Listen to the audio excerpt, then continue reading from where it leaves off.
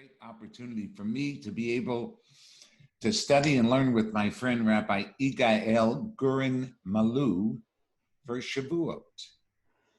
It's a pleasure, Rabbi Mark Borovitz. And Revelation we're going to do, right? Yes.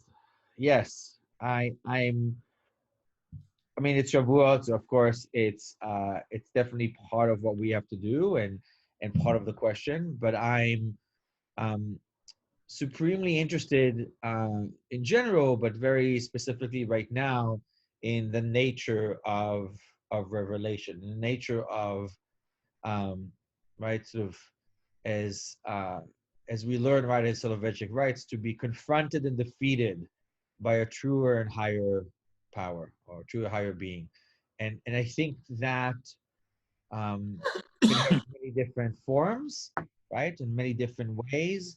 And I think, like everything else, it depends on how you view revelation, how you view God, how you view yourself within those. So definitely for Shavuot, I'm interested in that topic. I think it's profound to how we live our lives these days as spiritual people. Right. So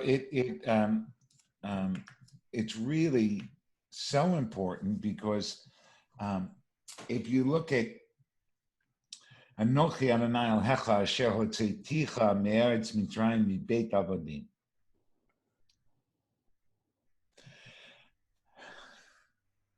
So what's revealed to me this year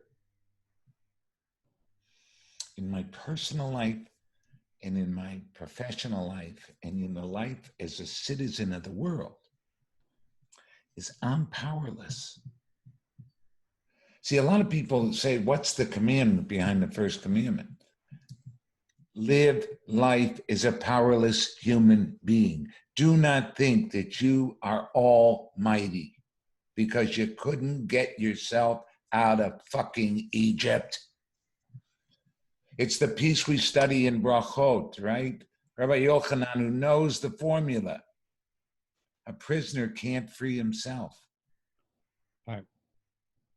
So as I'm looking at this, as I'm putting myself into it, as I'm immersing myself into it, I realize I need more help. I need the best scientists. I need the best doctors. I need the best people. And when I say best, I'm not talking about like that. I need people of faith and of spirit and of brilliance that are willing to care about another human being. Yeah, I mean, I've always read that the first one as two things. One, it's the first time in the book, of course, the sort of the God, Ramban writes it, right? That God addresses this to the individual. Not you will be, right? You, right? Sort of the plural, you will be a holy nation to me. You like nothing. This is, right? Anochi Hashem Elohecha, right? Your God, right? It's personal to me, right? Lest you say, oh, this is for them, right? This is for the other people. Or this is for others, right? So the first for me is the first sort of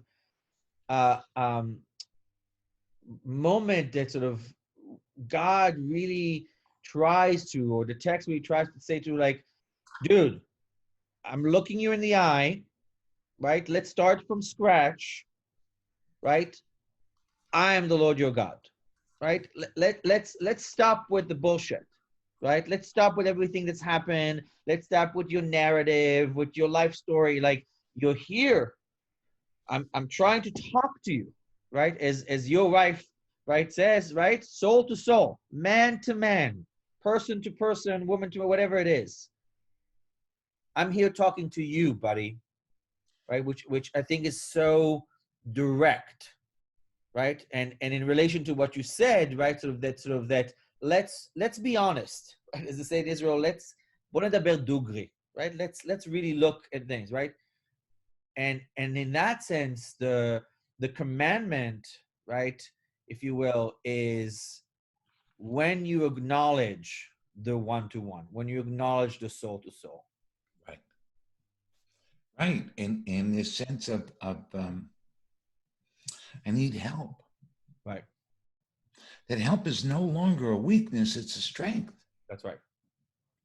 And thou shalt have no other gods before me. So don't go whoring. Right. Stop thinking that your money or your status or your this or your that is going to save you. Because guess what?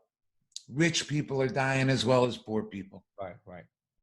I want to sort of, like you just said it, and I just want to make sure it's clear for whoever is listening, right? That when we say, right, when you say, like, don't think that, right, sort of like it's a weakness, right? The way, of course, right, it stops being a weakness is when you say, I need help. Right. Right. There's an action that is commanded of us to say, when I'm taking something that might be a weakness and turning into something more, which is a vulnerability, which is not a weakness, is by the ability for me to say, I need help, to come to the mountain, if you will. Right. And it also brings back that when somebody says, I need help, you can't use that vulnerability against them. You have to reach out because we are God's representatives here. That's right. That's right. When somebody, we don't give a shit, who will? Right. Right. I think, right, when somebody, and we both have this same experience, when we have somebody comes to us and says, I need help, truly looks us in the eye and says, like, Rabbi, I need help. No matter what they've done, no matter who they were, no matter what they stole, who they killed, what they conned, it is impossible for us as human beings to say, nah, I don't want to help you. Right? The authenticity, the sincerity, right? And again, the Elohecha, right? The one-on-one, right?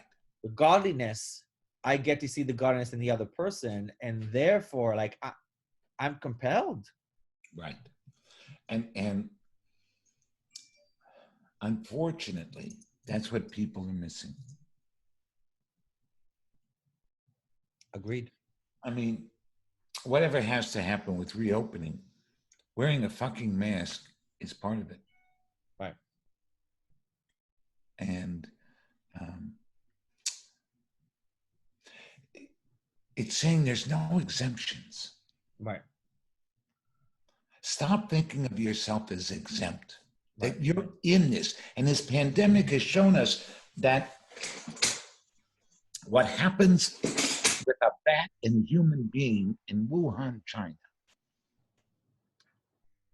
shuts down the world. Yeah. So who's going to be exempt? I mean, people in the White House, there's people in the White House who are testing positive. Yes. Well, there's people testing positive everywhere in the world. Right, but I'm saying nobody's exempt. Right. So this Anochi, how do I see the I, that Anochi, the divine, the godliness in you? And when I can't, why do I blame you? I have to look at me. Right. If I can't see the godliness in you, even in my enemy, which I don't want to see, there's something wrong with me. Right. And when there's something wrong with me, right? When there's something wrong with myself, the only way I try to make myself feel better about this is then to either blame somebody else, right? Or look for something else, right? A different idol, a different solution, right? I feel like shit. So right, if I drink, right, I'll feel better. If I steal, I'll feel I have more, right? If I use, I find peace. Right, if I beat you in a deal. That's right. It's all about winning, about zero sum. And this is saying, no, it's both. Right. We have to live together. Right. It's imperative that we live together, because otherwise the cycle And the beauty, I think, in that sense, right, we talk about idol worship, and right, sort of because of the whole thing, is that, right, it looks like a god, it looks like it has power, right, it looks like, right, why wouldn't you, right? And we have to remember that, right, sort of like, it's Aaron who built the golden calf, right? Right. Right, it comes out of our own wishes, right? Just because we're the chosen people and just because we just came out of Egypt doesn't mean that, right? And I'm always amazed at that, of, right, sort of like, here are people who've seen God, right? Who motherfucking spent these 10 plagues, but we have one plague, we're like, out of sorts. They've gone through 10 of these. And God delivers them, the sea parts, right? The kids die, the locust, the fate, right? Everything comes up, right? And still they're like, where's Moses? Okay, like, right? So they still cannot. And I think it's not to condemn them, but to really try to understand the power of the idol worship, right? Right. Well, think about us, okay? Right. We worship the idol of winning. Right. I mean, zero sum is idol worship. Right. Zero sum is not acknowledging powerlessness, is not acknowledging a higher truth or a higher and truer being. And to say there's only one way doesn't say that, because God taught to each of us in our own way. Proverbs says, train each child according to their understanding. Right. And then you go to graven image. That's why graven image is so badly, because if we make a graven image, then it's easy to say, you know what? I just can't even. Yeah. No, that's Powerless because I'm going to create you. That's why the golden calf was so bad, because it was people trying to create in order to control God. right. But we do it all the time. Right? No shit. We got a guy in the White House who says he could control the virus. Remember back in January and February and March? Yes. I was thinking of, right. And the people bowed and prayed to the neon gods they made. Right. Right. Right. Right. Sort of this. But I think in that sense, it's almost this sort of cognitive dissonance that appears, right? This sort of, we deep down we know that we've made them, and if so, right, we bow and pray because of our need, not because of the supremacy of the idol. Because they're reflections of us. So really, That's we're right. bowing down to ourselves. That's right. So what's revealed in this pandemic, in this moment, both personal, professional, and worldly, is I can't bow down to myself anymore. Right. I have to. I'll still do it. I know it, because I'll never get it perfect, and I have to do it less. And how many ways do I do that? I realize that I've done it in I've bowed down to myself because I believed everybody knew me and got me.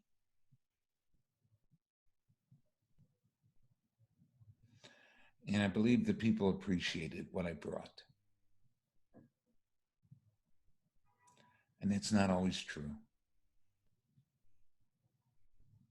No, absolutely. When I left my last job, I said to the interim CEO at the time, I said, because people say like, oh, we're going to miss you, it's going to be terrible, what a loss, whatever. And I said to him, and I do believe that, and not in a way to sort of to try and get compliments, but like, I believe that, and that's true. But in a year, 6 months, whatever, like, that's it. Like, everybody's replaceable.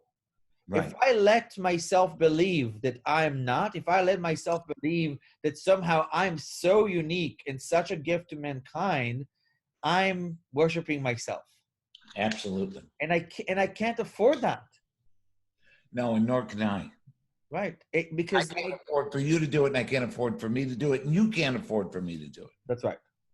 But it's even subtler here, Iggy. It's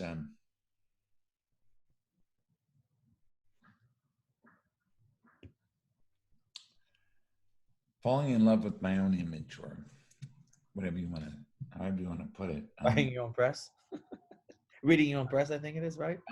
Buying your own press gives one a false sense of security, and it's a terrible experience when you see that. But you knew who I was. Right. You know me. And now it's not good.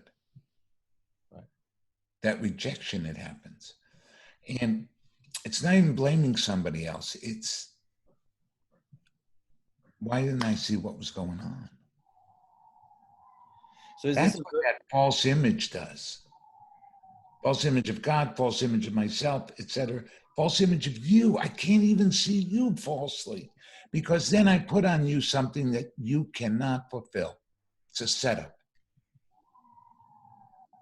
Is it a version of your don't you know who I think I am?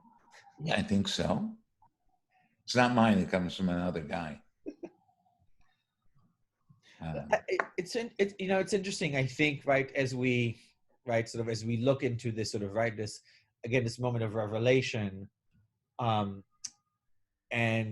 right, the anti, what we used to call terminally unique, right, the anti, oh, I'm so special, this wouldn't work for me, right, and not also to lose yourself as sort of this sort of like, I'm like everybody else, but I guess part of the revelation, and in terms of the Ten Commandments and where we are, is how do we transcend that?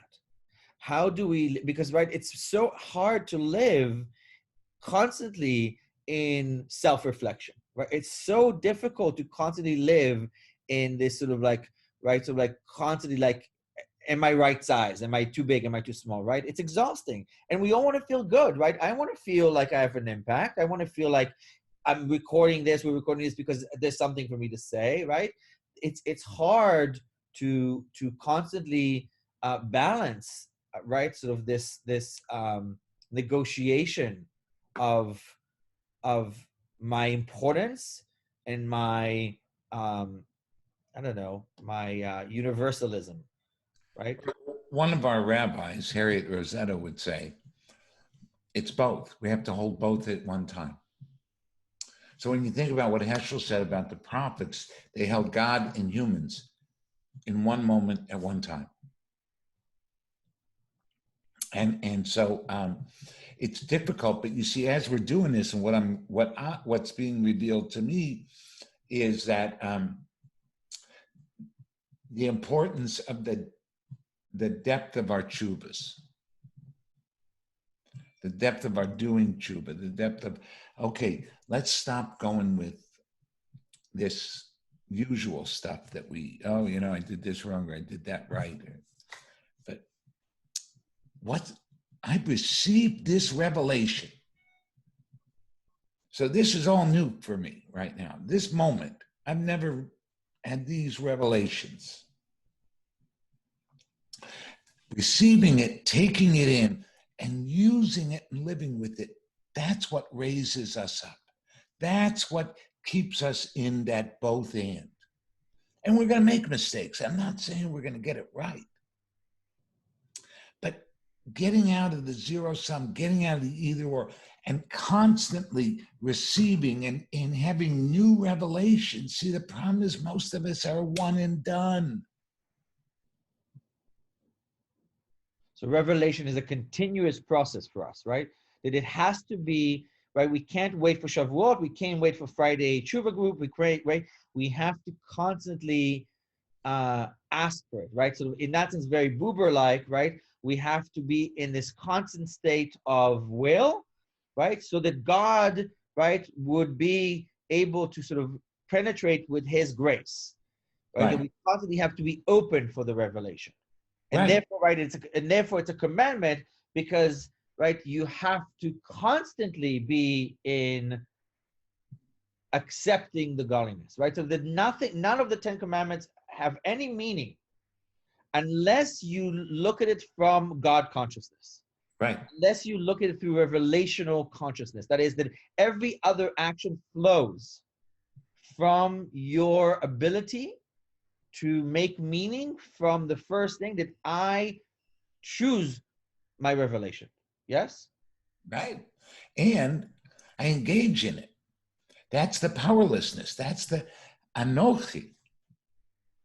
We get to have an anochi moment whenever we choose.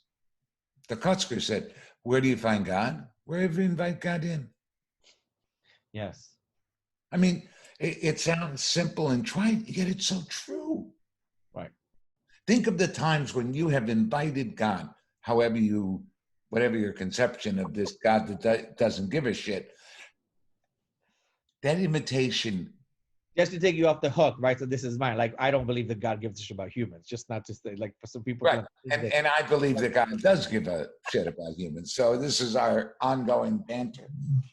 But think about all that's revealed and what's happened to you since you said, this is who I am and I'm good enough. Yeah. Well, that's the hardest thing, right? At least it was the hardest thing for me, and I think for other people, right? The revelation or the moment that I chose to believe God that I am enough. Right? That I am enough just because I was born. But look, God says, Anochi Adonai Elohecha, Asher Hotzeiticha me'eretz Mitzrayim mi Beit Avadim. You're so fucking important, Iggy, that I reached into Egypt. I reached to the depths when you were so fucking lost and ready to give up. And I brought you out. You did it to me. 1986, December. Done it to me so many times since. So it's not hard to believe it at all. Well, you don't have to believe, then it becomes part of it, right? Right. So for me, it's always been the other side of the same equation, which is when I get out of my Egypt, that's when I get to see God.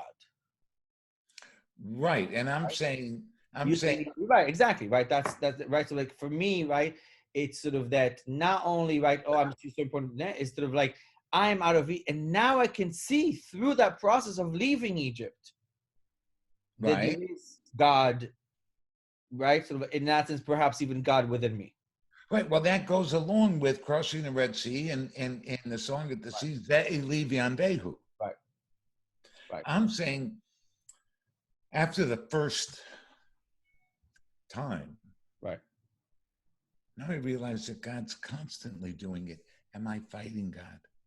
When I make a graven image, I fight Anochi. That's Hotzeiticha, that's trying to take me out of Egypt. Right. Well, it's right because I got back to our revelation. I was back to some the lineage, right? The families of sort of people who've influenced a lot of my life, right? The Soloveitchiks, right? It's sort of right the Rabbi Soloveitchik, the great grandfather Soloveitchik, right? So it talks about two forms of God, right? He talks about Majestas Dei, right, and Humilitas Dei, right? So like, right, God that appears in, if you will, in the light, in the grand, in right, sort of in right at Mount Sinai, and God in the Dom too, right, and God who reveals Himself in the darkness, right, in the meek moments, right.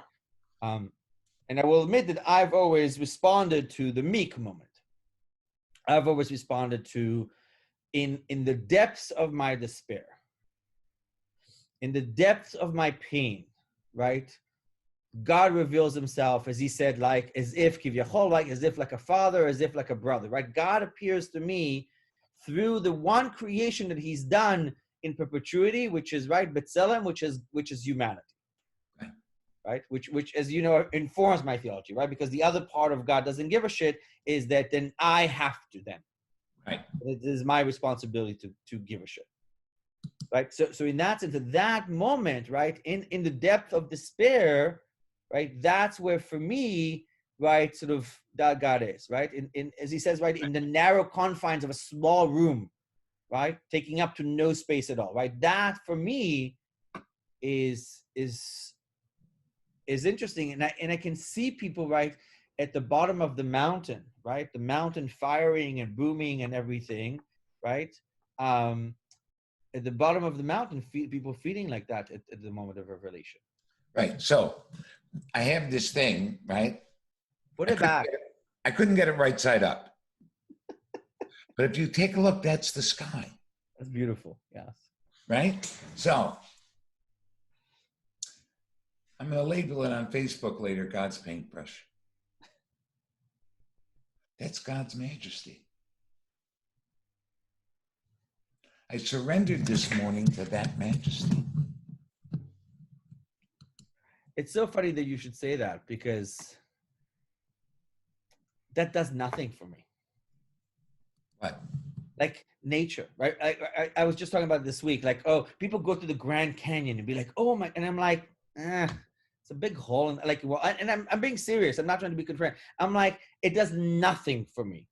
And I even decided, you know what? I went to the western rim of the Grand Canyon, to where this amazing native tribe called the Wallapai, right? They chose to build what's called the Sky Bridge, which is of this U-shaped kind of like horseshoe-shaped sort of bridge. It's glass on the bottom, and you sort of walk into the open space of the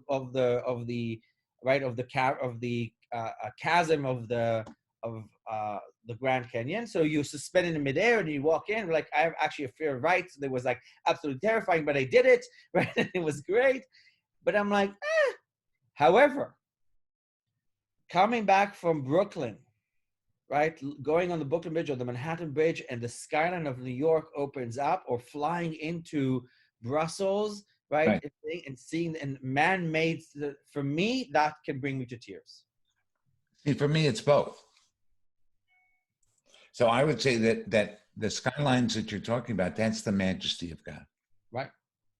But it's man-made. Isn't that funny? Like, for me, right, again, back to my own, like, I would say divinely inspired. Fair. 100%. I agree with that 100%. Okay, so I got to go to this other one. Number 3. Yes. Actually, before we do that, it says, you shall not bow down to these other gods, these graven images, for I, the Lord thy God, am a jealous God, visiting the sins of the fathers upon the children, upon the 3rd and 4th generation of them that hate me. Right? Mm-hmm. Every time I make a graven image of myself, I'm hating the me that I am. And when I hate the me that I am, I teach my children and my grandchildren to hate the me that they are. Because I keep telling, I'm false, I'm phony. I'm an image, I'm not real. I teach my children. And if I'm hating me, I'm of course hating you. And that's what I teach my children, because that's what they see no matter what I say. I mean, you think about, okay, you and Mitch, and how you've taught your children to love. Mm-hmm. And you've embraced them for who they are, because you've been able to embrace yourselves for who you are. Mm-hmm. When you hated yourself, that's what you would have taught your children.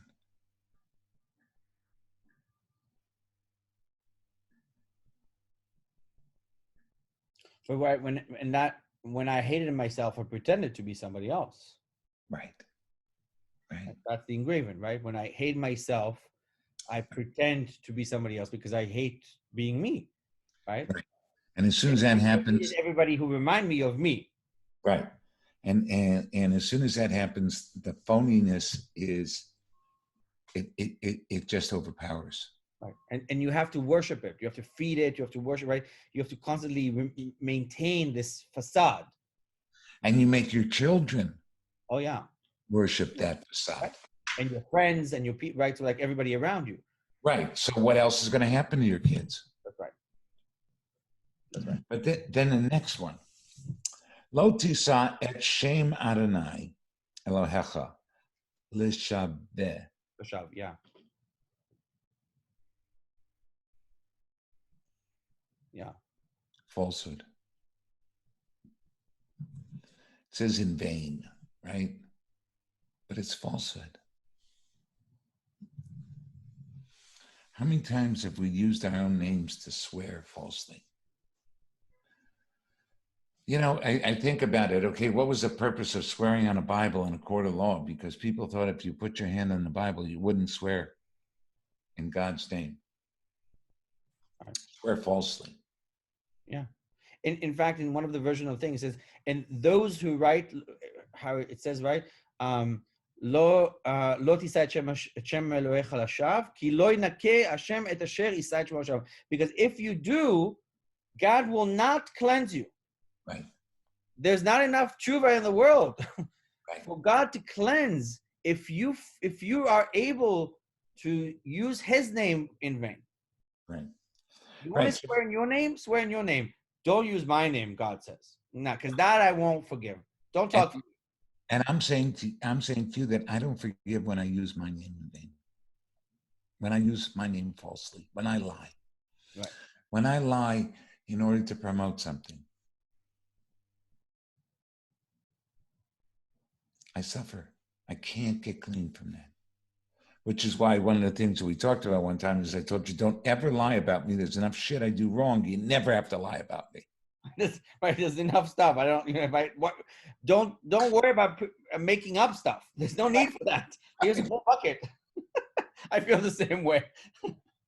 But I'm looking at this and I'm crying because that's the power that goes on that's being used today. Is we lie, we use our stature to lie in order to hurt other people. Because that's, for me, that, I mean, as I'm doing this and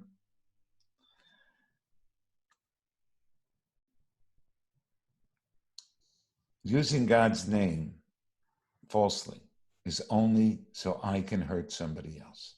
Almost always. More people have died in God's name because of people going to talk in God's name than almost everything else put together. Right. So what was it? And people in ancient Jerusalem ancient Israel had to take an oath, mishapera, right? A mishapera oath. That they would swear on God. They would swear to this. And people were afraid to swear if it wasn't true. Right. But we've gone away from that. Yeah, I mean, words mean nothing, right? This is the era of, right, alternative facts and, right, words, for many people, it stops being at all meaningful. Right, and this is saying, don't do that. It's what's happened today goes against the third commandment. Right. I think it says more than just don't do that. I think it says, like, everything else doesn't matter if you do that.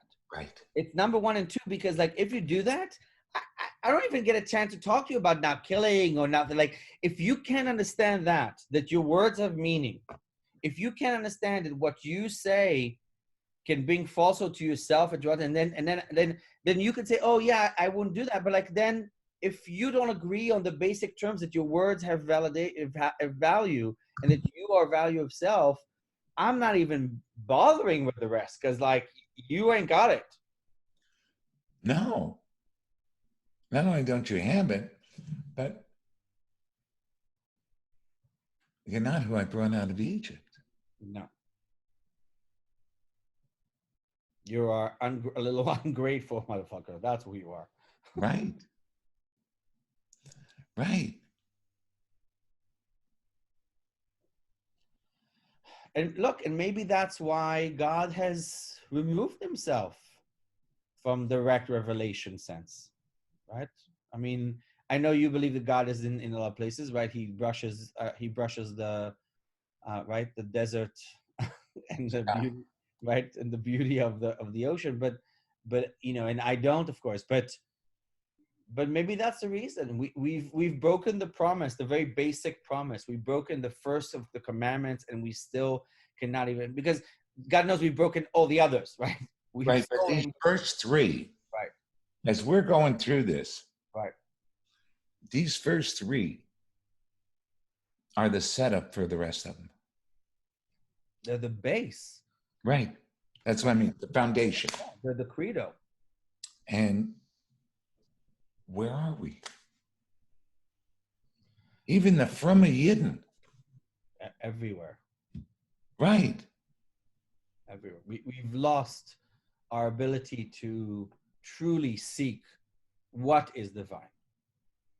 We've lost, right? We've lost our ability to really believe that revelation, the revelation is real.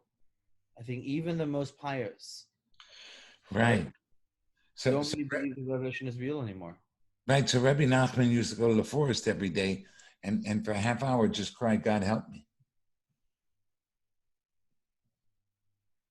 Poor Rabbi Nachman, I think he died in vain. But think about it, okay? Like, no, but that's, look, I admire that, right? I admire, because that's that first commandment. Yeah, but I admire it because it requires a determination that maybe I don't have. Like, right, how many times can you go to the garden or the forest and say, God, please help me, and going back home and then realizing that maybe God has it. Now, maybe he said God has for him. Great. I mean, amazing. But it's hard. You know, it's hard for me sometimes going in the streets out in New York and looking and seeing God. Because all I see is people suffering. Not all I see, but like a lot of what I see is people suffering, people dying. And right, and you know, right, just that my charge is to try and help. But it's hard because, Oh, bullshit. no, of course it is. It's what you're saying is bullshit. It's not hard. Right. Because you do it every day. I do. You teach your children. Let me tell you something, okay? You say, God help me every day in your own way. You're looking to create T'Shuvah Center. Okay? You're looking to feed people. You're looking to help people heal. Your children every day get a piece of you so that they can be uplifted.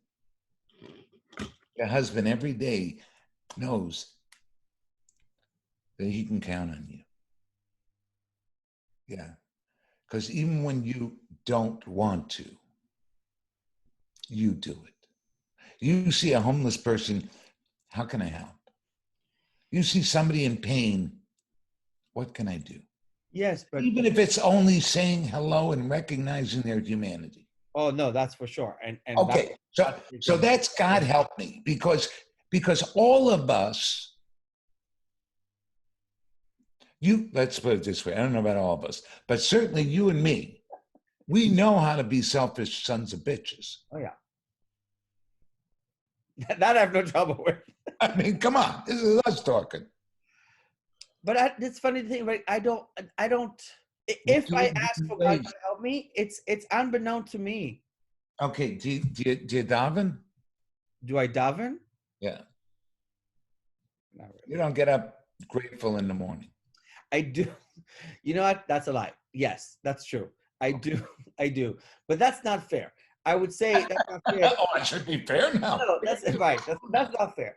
I do it, and I will admit it. I do. I say the Modani first thing. I say the Shema before I go to bed. That's true, right? I study, right? I study the Daf Yomi every day since I was 5 years old. Everybody else knows. I try to not. I try to. I really, the last cycle, like this weekend, I was like, I'm not doing this. I don't want to do this anymore. And that didn't really take very long before I felt like something was missing, because I've been doing it since I was 5 years old. But the reason I say it's unfair is because it's habitual, right? Because it really is, and right, it's really, but look what happens when you didn't do it. yeah. I mean, but I didn't feel that I'm offending God, right? I didn't say anything about offending God. I said that's your way of God helping you. Every time you learn, that's your way of getting stronger and more secure and more dedicated.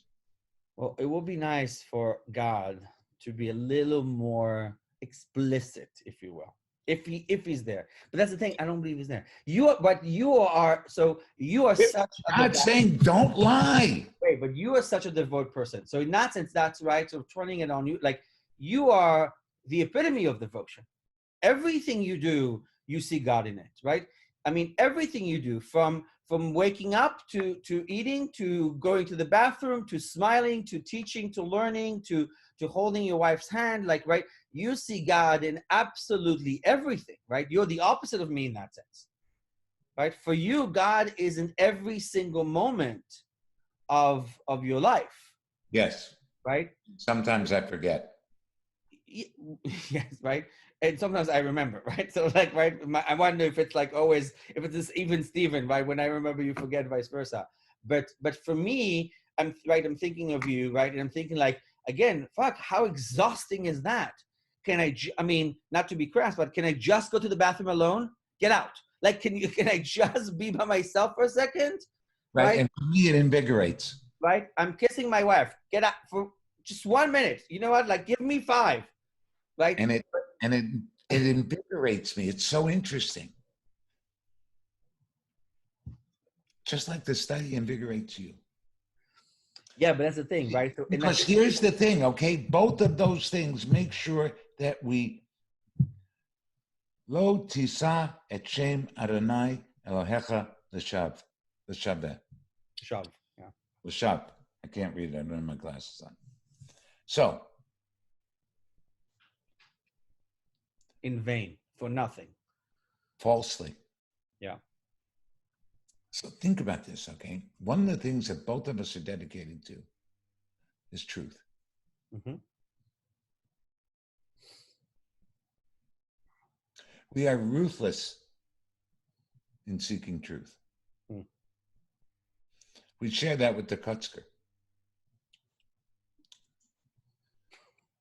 Iggy, you hate bullshit. I do. I do more than most. God, yes, I hate bullshit. So that's why I'm saying. But that has gotten both of us in trouble. It always will. Right? And that right? How many times have we been called, right, assholes, harsh, right, uncaring, unyield, like, and these are the nice things, right? So, like, right? Right. Right. And I will tell you that, right, on between you and me and whoever listens, right, how hurtful that could be, and how painful it could be, and how exhausting that again can be, because I say, like, don't you see? Don't you understand? Right, it is. It's all like, of those. Why am I the only one? Why are we the only ones really seeking truth? Why is that? Well, we're not the only ones. It's just I know. we have a way of getting through it and seeing it that many people don't. You know, it's like the prophets. It's like Heschel. It's like Buber. It's like Soloveitchik. I'm in nowhere near category of them, but no, I'm not either. But you know what I'm saying? I mean, you know, Martin Luther King. Prophets don't fare very well. Right. All of the people that we look up to. Yeah. That we revere. Your grandfather, Oliver Shalom. Mm-hmm. My grandfather, my father. Okay? All people who sought truth. So we come from a history, a lineage of it. Mm-hmm. So is truth God? Is God truth? Well, I say God is everything, so of course. You Right. like the way I got out of it? Very nice. That was well done. That was pretty masterful. Well, my friend, it's coming to the end of our time, I think. It is just about. And I want I to tell was you about that, the God and truth, not to leave everything hanging, but like I think that it's true that right one of the names of God is truth, emet, right? We right, read it right. So the God when that God agreed, a little note fell from the sky. It says emet, which is part of it. But in that sense, for me, is that it's an aspect of God, right? So it's yes, like God. So it's not they're not the same.